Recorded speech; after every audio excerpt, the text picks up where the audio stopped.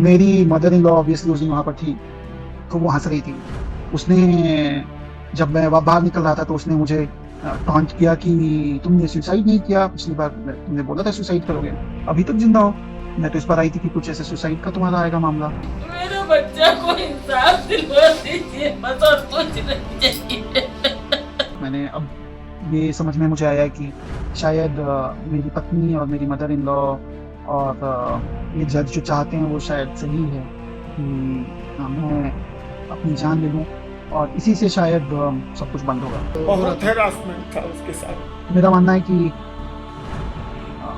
मुझे खुद को ही खत्म कर लेना बेस्ट है मेरे लिए, क्योंकि जो मैं पैसे कमा रहा हूँ उसी से मैं अपने दुश्मन को बलवान बना रहा हूँ। वही पैसे मुझे ही बर्बाद करने के लिए यूज हैं, और ये साइकिल बढ़ता ही रहेगा।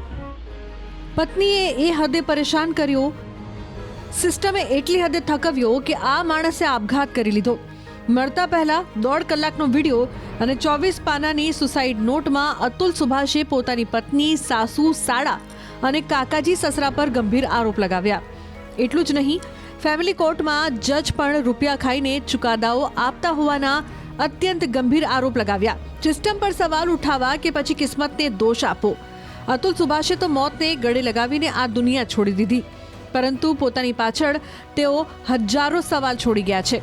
બેંગલુરુમાં AI એન્જિનિયર તરીકે કામ કરી રહેલા અતુલ સુભાષને રૂપિયાની કોઈ કમી નહોતી, પરંતુ તેના આરોપ પ્રમાણે મહિલાઓને કાયદામાં મળેલ અધિકારોનો પત્નીએ એ હદે દુરુપયોગ કર્યો કે તેણે મોતને વહાલું કરવું પડ્યું. જો કે હકીકત એ પણ છે કે આત્મહત્યા એ કોઈ પણ સમસ્યાનું સમાધાન નથી. ન્યૂઝ 18 ગુજરાતી આત્મહત્યાનું ક્યારે સમર્થન નથી કરતું, પરંતુ મરતા પહેલા અતુલ સુભાષે જે ઘટનાક્રમનું વર્ણન કર્યું એ એક વખત આ સિસ્ટમ અને સમાજને વિચારવા મજબૂર કરી રહ્યો છે.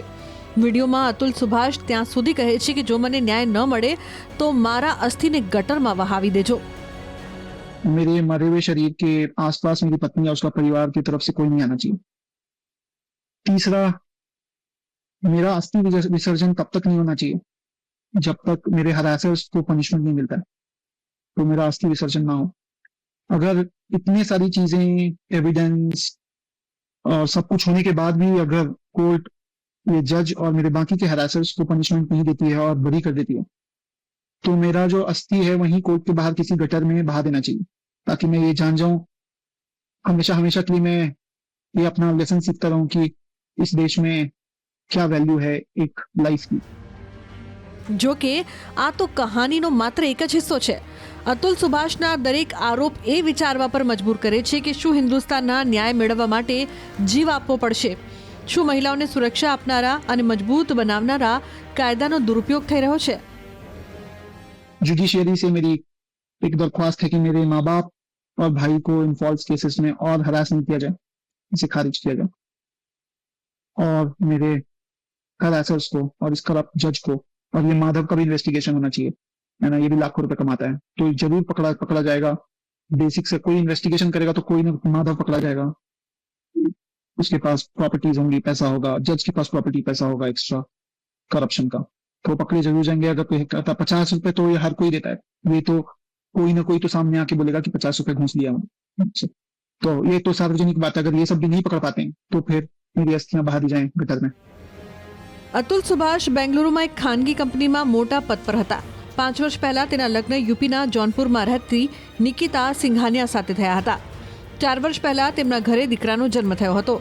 અતુલે પોતાના અંતિમ વિડીયોમાં એવી ઈચ્છા વ્યક્ત કરી છે કે દીકરાને માતા પિતાને સોંપી દેવામાં આવે.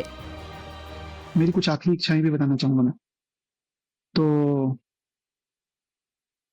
मेरी कुछ आखिरी इच्छाएं जो हैं ये हैं, ज्यादा मुझे उम्मीद तो नहीं है, लेकिन अभी भी मैं अपनी वाइफ को बोलूंगा कि उसमें तो कोई वैल्यू नहीं है, मेरी वाइफ में खुद, तो मेरे बच्चे को क्या ही बड़ा करेगी वैल्यू के साथ। मेरे पेरेंट्स को मेरा बच्चा दे दे, वो उसको बेटर वैल्यू के साथ बड़ा करेंगे, और I think she should have done it with me, she should have given the child to me, but मुझे बच्चे से अलग रख के दुख पहुंचाने के लिए उसने किया है, जबकि उसे भी पता है वो बच्चे को रेज करने में अक्षम है। खुद ही बोली कि मैं बच्चे के पाल परवरिश के लिए पैसे भी नहीं है अगर तुम्हारे पास, तो हमें दे दो बच्चा, हमें, मेरा आखिरी अंश है, मेरे माँ बाप को दे दो, वो बहुत नाजों से पालेंगे उसे, और मेरा भाई एक बहुत अच्छा आदमी है, वो भी पालेगा उसे। અતુલે વિડીયોમાં આરોપ લગાવ્યા છે કે પત્નીએ તેને હેરાન કરવાના ઇરાદાથી દહેજ માટે હેરાનગતિ કરવી, ઘરેલુ હિંસા ઉપરાંત અપ્રાકૃતિક યૌન શોષણના પણ આરોપ લગાવ્યા છે. આ મુદ્દે પણ તેને ગંભીર આરોપ લગાવ્યા. तो मुझे नहीं पता कि मैंने कौन सा अननेचुरल सेक्स किया है. हमारा एक बेटा है तो जरूर सेक्स हुआ है, बट क्या अननेचुरल है इसमें मुझे नहीं पता. मेरी पत्नी के पास कोई भी मेडिकल प्रूफ, कोई भी मेडिकल एग्जामिनेशन, कुछ भी नहीं है. अब मैं बताना चाहूंगा कुछ बातें कि अननेचुरल सेक्स की बात तो दूर, जो नेचुरल सेक्स होता है वो भी अंतिम 6 महीने से अधिक में मेरे और मेरी पत्नी के बीच नहीं हुआ. इसका कारण अगर मैं आपको बताऊंगा तो यह है कि मेरी पत्नी 4-4, 5-5 दिन तक नहाती नहीं थी. तब भी जब बच्चे को ब्रेस्ट फीडिंग करना है, दूध पिलाना है, तब भी साफ सफाई का कोई ख्याल नहीं. जो उसकी आदत थी कि जो आपका आर्मपिट होता है, जिसको आप बगल या कांख भी बोलते हैं हिंदी में, उसे चाटना होता था. वो तो आप अगर लेटे हो तो वो उसे चाटेगी. आप सोच सकते हैं कि किसी भी आदमी को ये कितना अजीब सा गंदा लगेगा. इसके अलावा मेरी पत्नी की एक्सपेक्टेशन मुझसे थी कि मैं उनके मल मूत्र के द्वार को चाटूं, तो ये मुझसे नहीं हो पाएगा और ये मैं नहीं कर पाऊंगा. हर दिन जब वो कुछ सेक्स के लिए इनिशिएट करने की कोशिश करती थी तो मैं बहाना बनाता था कि आज मेरा सर दर्द हो रहा है, आज मैं थक गया हूं. तो जो एक सामाजिक धारणा है कि एक औरत को के पीछे आदमी, पत्नी के पीछे आदमी सेक्स के लिए पड़ा रहता है और उसे सर दर्द और थकने का बहाना बनाना पड़ता है, तो ऐसा औरत के साथ ही नहीं आदमी के साथ भी होता है. आदमी का भी एक मिनिमम स्टैंडर्ड होता है सेक्स करने के लिए. અતુલે આરોપ લગાવ્યો કે જોનપુરની ફેમિલી કોર્ટના જજ દ્વારા રૂપિયા લઈને ચુકાદો અપાય છે. અતુલના ભાઈ તથા તેમના પરિવારજનો હવે સુપ્રીમ કોર્ટ અને રાષ્ટ્રપતિ સમક્ષ માંગ કરી રહ્યા છે કે અતુલને ન્યાય અપાવે. मैं सुप्रीम कोर्ट ऑफ इंडिया और प्रेसिडेंट ऑफ इंडिया से एक बार लगाता हूँ कि वो अपने मेरे इस भाई के वीडियो पे और चीज़ों पे संज्ञान लेते हुए अपनी तरफ से कुछ एक्शंस लें और इस चीज़ों का जो सही है और उसके ऊपर जो है वो विचार करें कि क्या सही है और क्या गलत है और हमारे भाई को जस्टिस दिलवाने की कोशिश करें. सर, आप जो वीडियो बनाया गया है उसमें ईच एंड एवरीथिंग कैसे उसको हरास किया गया है, जो भी जुडिशियल सिस्टम के द्वारा कानून जो बनाए गए हैं फेक केसेस लगाने के द्वारा, आप सुप्रीम कोर्ट ऑफ इंडिया के अगर जजमेंट को सुनोगे तो उसमें भी ये कहा गया है कि 498 के जो केसेस हैं वो 98% केसेस जो हैं वो फेक लगाए जा रहे हैं. तो क्या हमारे इस देश में कोई कानून है जो मेंस को प्रोटेक्ट करता हो? कोई इस देश में कोई कानून नहीं है जो मेन को प्रोटेक्ट करता है.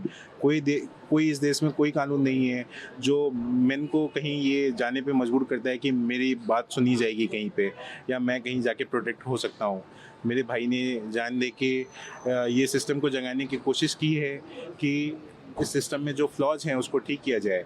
पुरुषों के साथ बढ़ते हुए अत्याचार को देख करके मुझे ये काम करती हूँ. मैं लगातार 10 साल से भी ऊपर हो गया है. ऐसे ही पुरुष मरते जा रहे हैं. अतुल सुभाष कोई पहला नाम नहीं है. अतुल सुभाष जैसे लाखों लोग, लाखों लड़के, लाखों पुरुष मर चुके हैं. 34 साल का अतुल सुभाष को कितना मजबूर कर दिया. The system has failed. किस तरीके से बायसनेस है सिस्टम में. वह 40,000 रुपये प्रति माह बच्चे के लिए किया था. तो निश्चित रूप से अगर वह इनको ज़्यादा लग रहा था तो उसके लिए फोरम बना हुआ है कि अगर आप असंतुष्ट हैं तो उच्च न्यायालय में उसके लिए जा सकते थे.